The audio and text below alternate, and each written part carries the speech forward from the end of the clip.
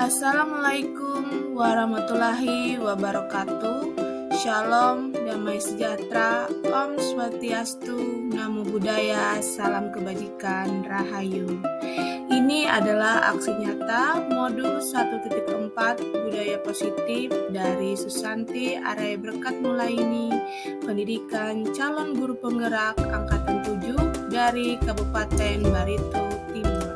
Terima kasih yang tidak terhingga kepada Ibu fasilitator saya, yaitu Ibu Sasi Andriani, dan juga pengajar praktik saya, Ibu Irma Susilawati. Rancangan untuk tindakan aksi nyata modul 1.4 itu terbagi atas. Yang pertama adalah latar belakang, kedua tujuan, 3 tolak ukur, 4 tindakan yang akan dilakukan, dan yang terakhir adalah dukungan yang dibutuhkan. Latar belakang. Sebagai seorang guru penggerak, selayaknya bisa menggerakkan dan memotivasi warga sekolah agar memiliki, meyakini, dan menerapkan nilai-nilai kebajikan yang diyakini, sehingga tercipta budaya positif yang berpihak pada murid dan menciptakan lingkungan yang aman dan nyaman bagi murid sebagai rumah kedua bagi mereka. Ada 3 tujuan dari aksi nyata modul 1.4, yaitu yang pertama, murid mempunyai kontrol diri atas dirinya sendiri. Yang kedua, murid merasa aman dan nyaman belajar di lingkungan yang positif. Yang ketiga, murid mempunyai nilai-nilai universal yang dihargai sehingga mereka bisa memilih jalan yang mereka harus ambil dalam memecahkan masalah mereka. Tolak ukur keberhasilan dari aksi nyata ini yaitu terbentuknya keyakinan kelas. 2. Terjadinya perubahan tingkah laku di dalam kelas. 3. Terciptanya lingkungan yang membuat anak merasa aman dan nyaman untuk menceritakan masalahnya. Yang keempat, tidak ada hukuman dalam penyelesaian masalah. Ada 7 tindakan yang dilakukan dalam penyelesaian aksi nyata modul 1.4. Yang pertama, meminta izin kepada kepala sekolah. Yang kedua, guru dan murid melakukan curah pendapat untuk membentuk keyakinan kelas. Yang ketiga, menandatangani keyakinan kelas dan mulai menerapkannya di dalam kegiatan di kelas sehari-hari. Keempat, melakukan restitusi ketika terjadi pelanggaran. Yang kelima, mendokumentasi setiap kegiatan. Yang keenam, membagikan pemahaman dan pengalaman penerapan budaya positif di kelas kepada rekan sejawat beserta kepala sekolah. Dan yang terakhir, jangan lupa melakukan refleksi. Berikut adalah foto dari tindakan yang telah dilakukan pada halaman sebelumnya. Saya ucapkan terima kasih yang sedalam-dalamnya kepada dukungan dari semua pihak warga sekolah SDN Putu Tawulu yang telah membantu saya dalam berkolaborasi mendukung aksi nyata 1.4 tentang budaya positif. Tanpa bantuan kalian semua, aksi nyata ini tentu tidak akan berhasil. Semoga kedepannya budaya positif di SDN Putu Tawulu terus berkembang menjadi lebih baik lagi.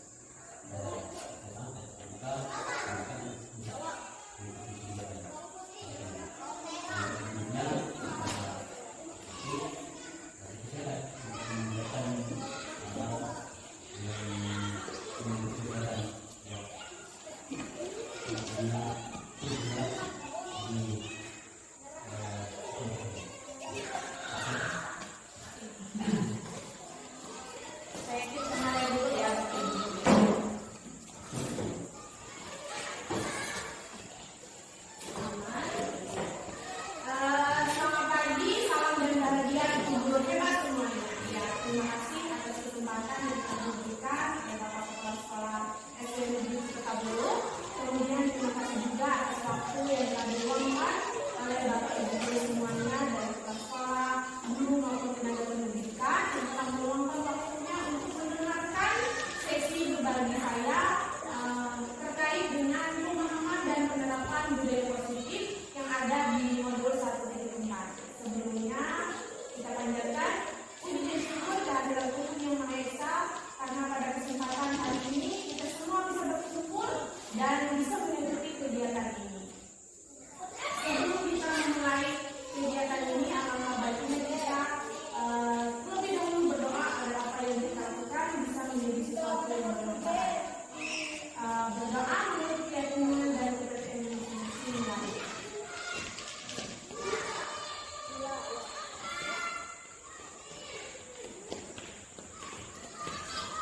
Selesai? Baik. Untuk informasi saja bahwa ini adalah salah satu aksi nyata modul 1.4 yang dilakukan oleh saya sebagai calon guru penggerak angkatan 7, dan ini benar seperti yang dikatakan Bapak Kepala Sekolah, terbuka besar bagi siapapun ibu bapak guru yang ingin menjadi guru penggerak. Di sini tidak hanya guru penggerak itu mau jadi kepala sekolah atau menjadi pengawas, tidak. Di sini ditekankan menjadi guru penggerak itu dia bisa menjadi pemimpin pembelajaran di kelasnya saja. Kalau dia tidak mau jadi kepala sekolah atau pengawas, dia menjadi pemimpin di pembelajaran itu juga bagus. Dan ini selain sertifikatnya bisa digunakan untuk menjadi kepala sekolah, bisa juga sertifikatnya ini membantu bapak ibu guru yang belum sertifikasi itu tidak melewati pretest, tapi langsung ke pelatihan pendidikan. Jadi bagi bapak ibu guru yang mau berminat, ada masih gelombang 10 karena ini sudah gelombang 9, sudah mungkin menunggu pengumuman, jadi ada gelombang 10. Sebenarnya kalau ikut guru penggerak ini kuncinya hanya satu, dia harus pintar mengatur waktu. Ya, harus pintar mengatur waktu. Karena kalau misalnya Zoom itu tidak setiap hari. Kalau misalnya Zoom itu pun setelah pulang sekolah, misalnya jam 3 sore atau misalnya di sesi kedua bisa jam 6, dan itu pun selesainya paling lambat itu jam 10 malam. Jadi tidak sampai mengganggu kegiatan kita belajar mengajar di sekolah. Ya, seperti itu. Kemudian untuk diketahui pada program pendidikan guru penggerak ini ada 3 paket modul utama yang kami pelajari. Yang pertama itu modul 1, ada 4 bagian modulnya, dan salah satunya adalah modul 1.4 ini modul terakhir di paket 1, dan itu sudah kami pelajari pada bulan Desember kemarin. Dan untuk modul 2-nya itu akan kami pelajari dimulai pada tanggal 8 Februari. Dan untuk itu mungkin di kegiatan selanjutnya saya akan banyak sekali merepotkan bapak ibu semuanya, jadi saya mohon bantuannya untuk kegiatan selanjutnya. Ya. Dan untuk kegiatan hari ini sebenarnya kalau di sekolah-sekolah lain itu menggunakan proyektor, menggunakan LCD, tapi saya menggunakan di sini karena keterbatasan kita, tidak ada listrik di desa kita, jadi tidak bisa menggunakan seperti teman-teman yang lain. Kemudian untuk diketahui kita di sini berjumlah gurunya itu 8 orang, kemudian tenaga kependidikannya itu 3 orang. Jadi mungkin teman-teman yang lain karena mungkin tadi cuacanya kurang bersahabat, mendung, jadi tidak hadir karena keadaan cuaca. Itu untuk diketahui semuanya. Oke, kita masuk ke materi selanjutnya. Pada program pendidikan guru penggerak kami sebelum melakukan kegiatan selalu membuat kesepakatan kelas, yang artinya wajib disepakati oleh kita semua. Kira-kira apa kesepakatan kelas yang wajib kita sepakati untuk kegiatan hari ini?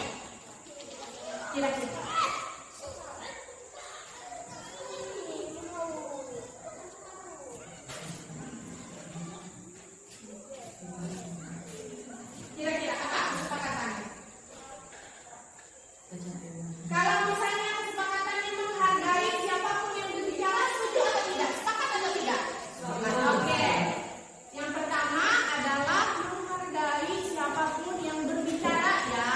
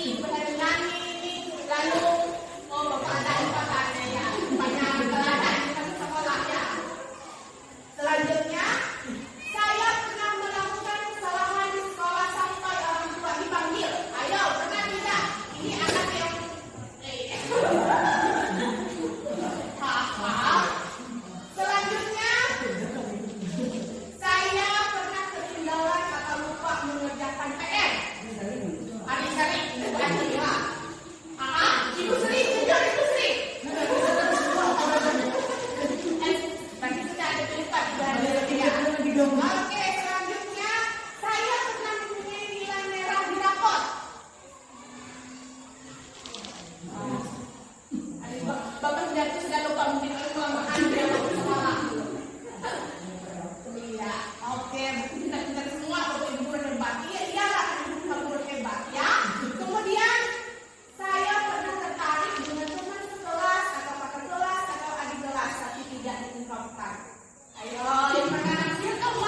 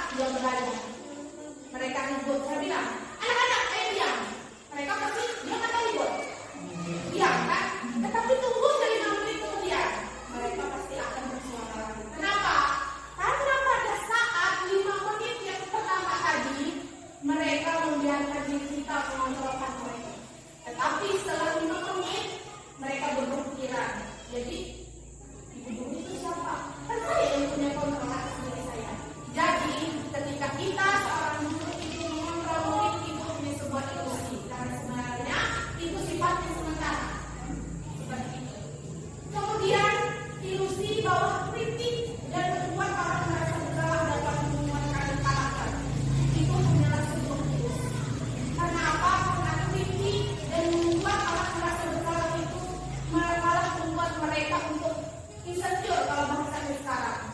Dia minder untuk berpikir dirinya buruk.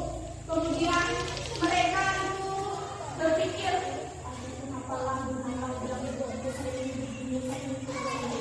Makanya kalau kita memberikan kritik ataupun menguatkan karakter anak-anak itu hati-hati sekali, karena apa yang kita ucapkan mungkin akan salah saat mereka ini.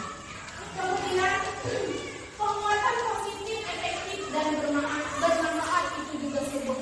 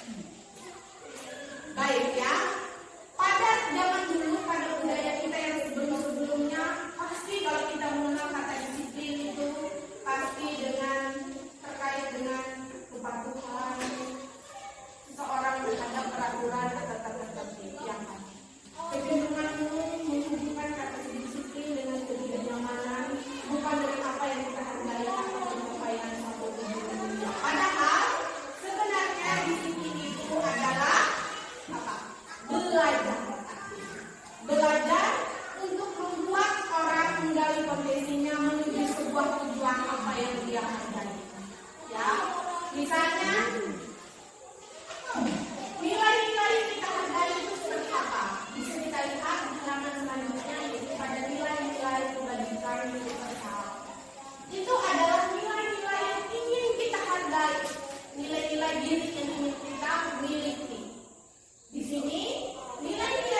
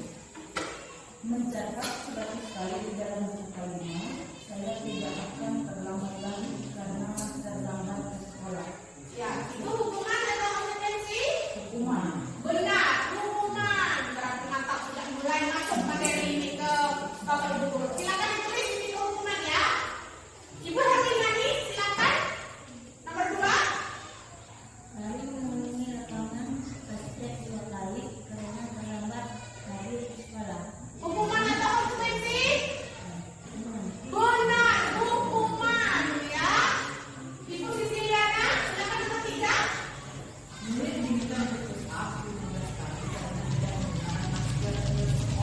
Hukuman atau konsekuensi? Kita lihat di jawaban ternyata hukuman. Kenapa? Dia itu bersifat fisik, hukuman fisik ya. Jadi kalau misalnya dia langsung kan mungkin dia tidak tahu kalau pakai masker tidak cukup, ya kan?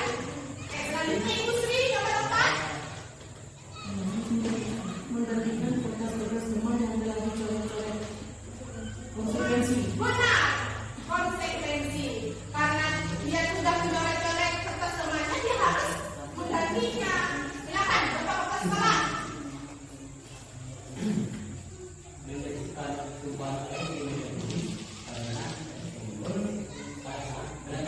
Hukuman atau konsekuensi, Pak?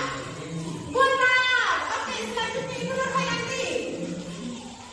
Murid disuruh untuk mengenakan sepatu seharian di sekolah karena tidak mengenakan sepatu hitam. Ah, Konsekuensi. hukuman. Ya. Karena apa? Karena disuruh tidak mengenakan ya. Berarti seharian mungkin dia akan malu, dia akan berkurung di kelas karena malu dengan teman-teman, ya kan? Selanjutnya, silakan. Lari mengalami 8 basket 2 kali karena belakang mengalami waktu gara-gara video call. Konsekuensi. Ada yang tahu apa alasannya? Karena segala sepakati. Aneh kok. Apa ya? Karena dia kan sedang pelajaran PJOK, jadi nggak apa-apa lari, ya kan? Karena kan pelajaran PJOK, ya kan? Oke. Tadi atau tidak ini?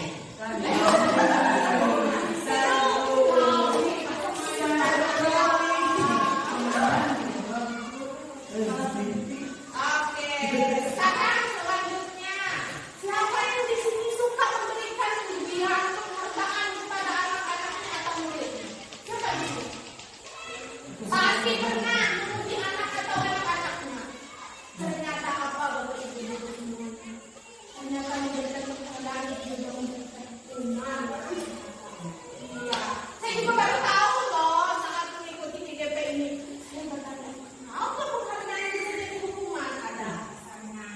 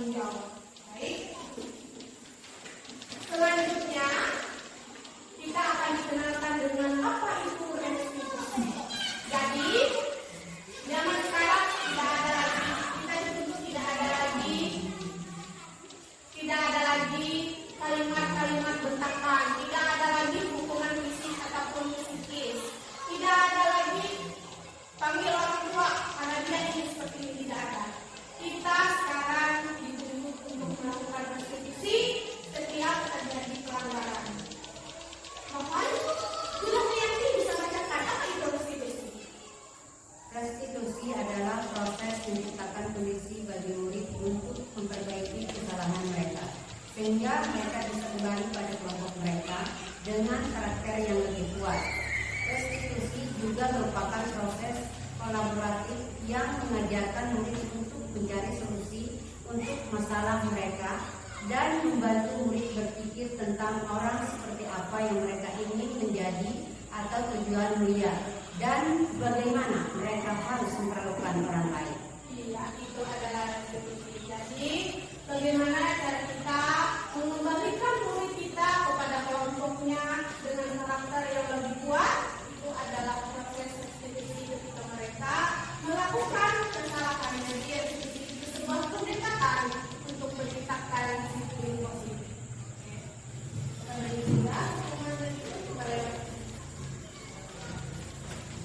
Kemudian ada 9 ciri-ciri restitusi. Boleh Gusti Lestari silakan bacakan. 9 ciri-ciri restitusi. 1. Bukan untuk menebus kesalahan, namun untuk belajar dari kesalahan. 2. Memperbaiki hubungan. 3. Tawaran, bukan paksaan. 4. Restitusi menuntun untuk melihat ke dalam diri. 5. Restitusi mencari kebutuhan dasar yang mendasari tindakan. 6.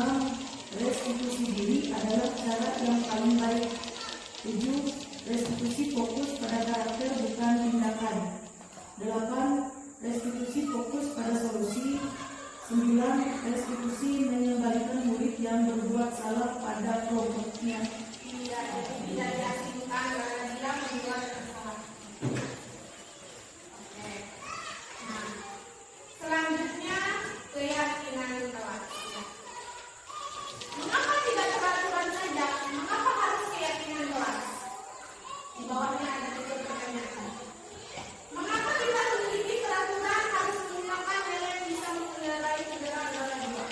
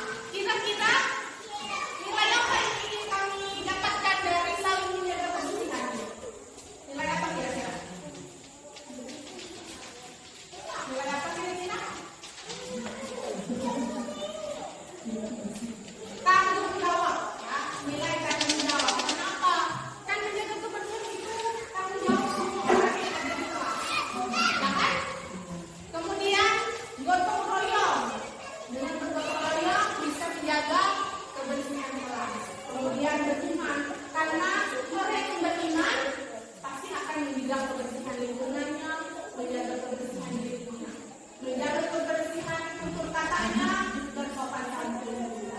Kemudian saling menghargai dan membantu. Kira-kira apa yang nilai yang ingin kami dapatkan dari poin yang kedua?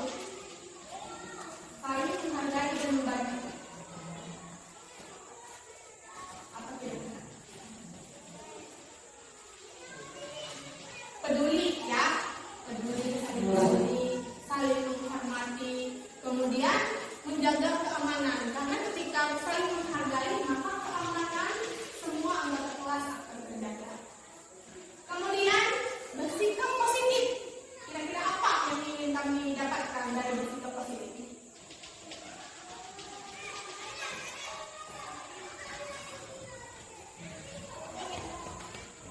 Ketika seorang siswa atau kita bersikap positif, berarti kita sudah menunjukkan diri yang rapi, bersih dari penampilan, tutur kata yang bagus, lemah lembut, tidak berkata-kata kasar, kemudian juga dari tindakan, tidak berkata-kata, tidak misalnya suka memukul orang lain, tidak suka membunuh orang lain. Itulah bersikap positif. Jadi orang bukannya selalu yang baik.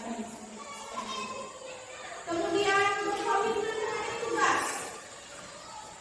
Kira-kira apa ya tentang apa?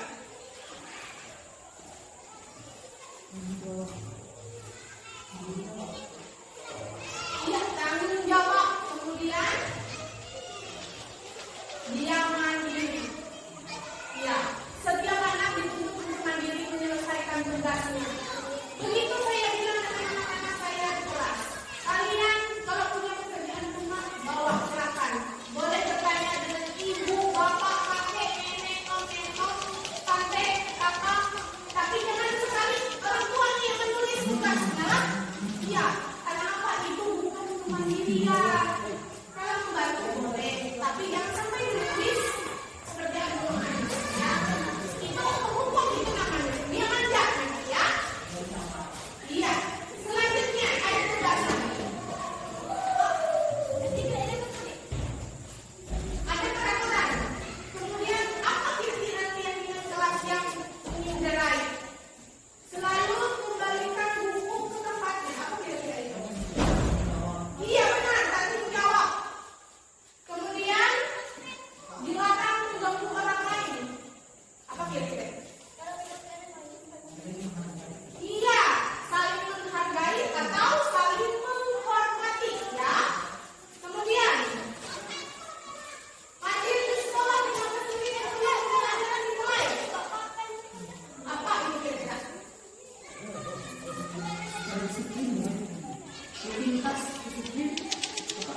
Berarti keyakinan kelasnya disiplin atau menghormati orang lain atau berkomitmen ya. Selanjutnya dilarang menggunakan narkoba. Apa itu kira-kira keyakinan kelasnya? Apa? Bersikap positif lalu untuk kesehatan ya. Kemudian pergantian atau menunggu giliran. Apa keyakinan kelas?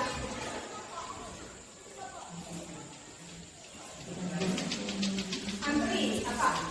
Menghargai. Iya, menghargai atau menghormati orang lain dan juga bersabar.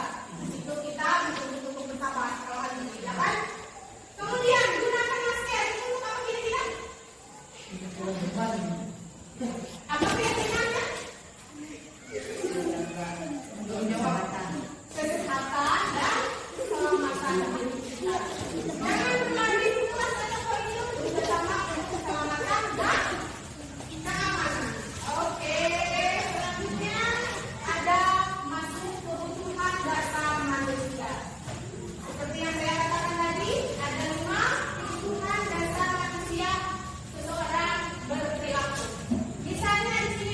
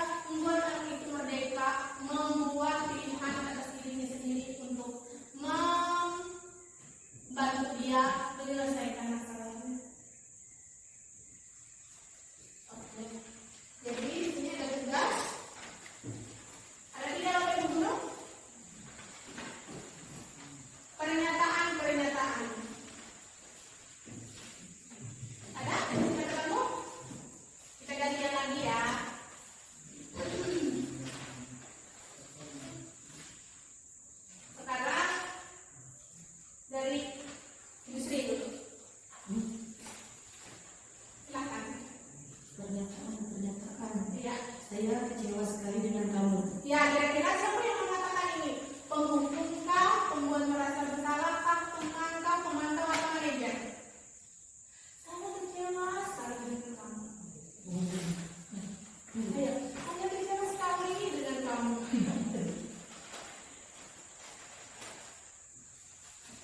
Kira-kira penghukum kah atau pembuat merasa bersalah kah? Apa? Benar. Pembuat rasa bersalah. Ya. Dia biasanya dengan generasi yang menantangkan hati orang lain. Saya kecewa sekali dengan kamu, ya. Kemudian yang kedua, silakan Ibu Cecil. Kamu tidak pernah benar melakukannya. Benar, menghukum. Dia langsung menjudge anak muridnya itu tidak bisa melakukan apa yang dia inginkan. Silakan Ibu Haji.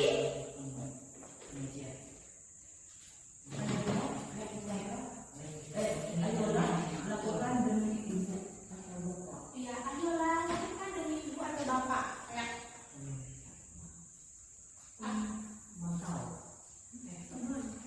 Iya teman, itu sebagai teman ya. Selanjutnya, silakan rekannya. Apakah kamu mau mendapatkan stiker bintang hari ini? Apa itu kira-kira? Seperti apa dia berbicara? Bukan. Seperti apa kira-kira? Memantau. Iya, pemantau. Karena dia menginginkan sesuatu ya, stiker. Kemudian selanjutnya Ibu Nurhayanti. Bagaimana kamu bisa menyelesaikan masalah ini? Ya, dia keluar dengan pertanyaan. Bagaimana kamu bisa menyelesaikan masalah ini? Apa kira-kira? Manajer. Iya, manajer. Karena ketika dia mendapat masalah kan akan dikembalikan ke dia. Mau diapakan masalah ini? Silakan Bu Penjarto. Kamu selalu yang paling terakhir. Nah, ini siapa itu? Penghukum kah? Atau teman kah? Membuat orang Membuat bersalah? rasa bersalah. Kamu selalu yang paling terakhir. Aku selalu yang paling terakhir. Yang mungkin membuat merasa bersalah. Ya. Kamu selalu Aku selalu yang paling Penghukum. Iya, penghukum. Membuat mental dia jadi down. Dengan kamu selalu paling terakhir. Dia kan sudah yang paling terakhir. Kan seperti itu. Hanya seperti Iya. menjajah. Kata-katanya itu menyakiti kan? Menyakitkan kan? Hanya tahu mudik. Menentukan berbuat. Oke, selanjutnya yang terakhir adalah segitiga restitusi. Kalau ada restitusi, ada segitiga, yaitu 3 langkah melakukan pendekatan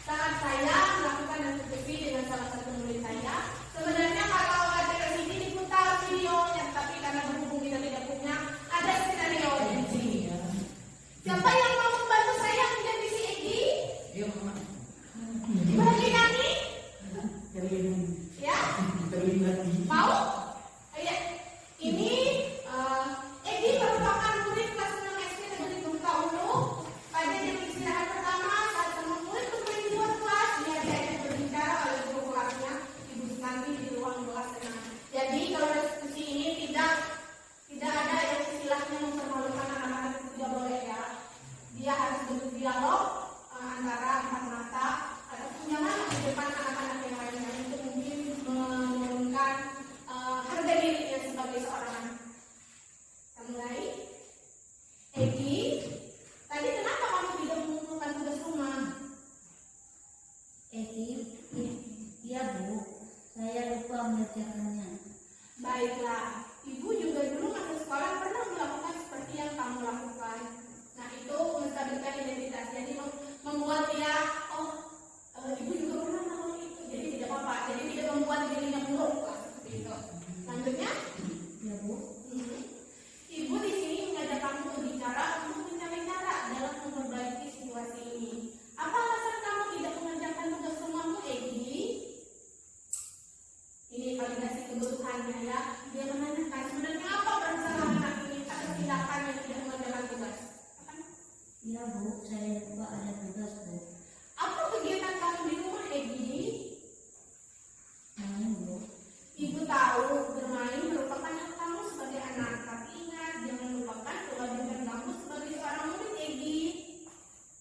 Iya Bu. Sekarang, menurut kamu, keyakinan sekolah mana yang perlu kamu tunjukkan? Nah, dia sudah mulai menanyakan keyakinan kelas yang kami sepakati, yaitu 4 ini tadi. Lanjutnya, Berkomitmen terhadap tugas dan bertanggung jawab Bu. setuju, Egi. Jadi, apakah kamu meyakini prinsip berkomitmen terhadap tugas dan bertanggung jawab? Iya Bu, saya meyakininya. Kira-kira, apakah kamu bersedia memperbaiki masalah ini? Iya Bu, bersedia. Bagaimana kamu akan memperbaiki masalah ini, Egi? Saya akan membuat tugas rumah sebelum bermain. Saya juga meminta ibu saya untuk mengingatkan saya jika ada tugas rumah. Baik, itu bisa dilakukan, Egi. Terima kasih untuk kerjasamanya. Sekarang kamu boleh istirahat. Baik, terima kasih Bu. Iya. Jadi, ada 3 hal yang dilakukan tadi ya. Yang pertama, menstabilkan identitas, kemudian validasi kebutuhan, kemudian menanyakan keyakinan kelas. Ya, itu bisa kita lakukan. Bisa mulai kita praktekkan dengan anak kita atau murid-murid kita tanpa hukuman, tanpa kata-kata kasar, tanpa mencubit, ya seperti itu. Tapi kunci utamanya kita harus membuat keyakinan kelasnya dulu. Jadi ketika ada kesalahan, kita bawa tadi. Kamu yakin tidak dengan keyakinan kelas kita? Seperti itu, ya. Baik. Untuk sesi berbagi hari ini ada pertanyaan atau tidak? Atau pertanyaan atau penguatan dari Bapak Ibu guru yang ingin disampaikan kepada saya? Ini silakan.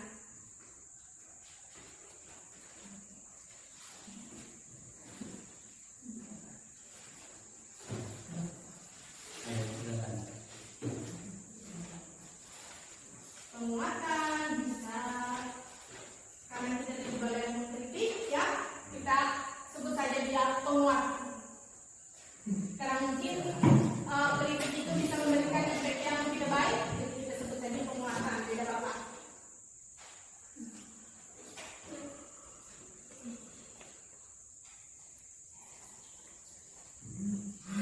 Baik ya, karena tidak ada bunyinya berarti saya anggap sudah mengerti semua dengan apa yang saya berikan.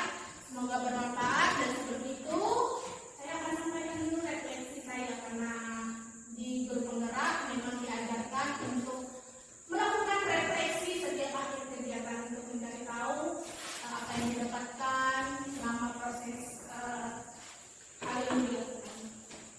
Respon muridnya dari respon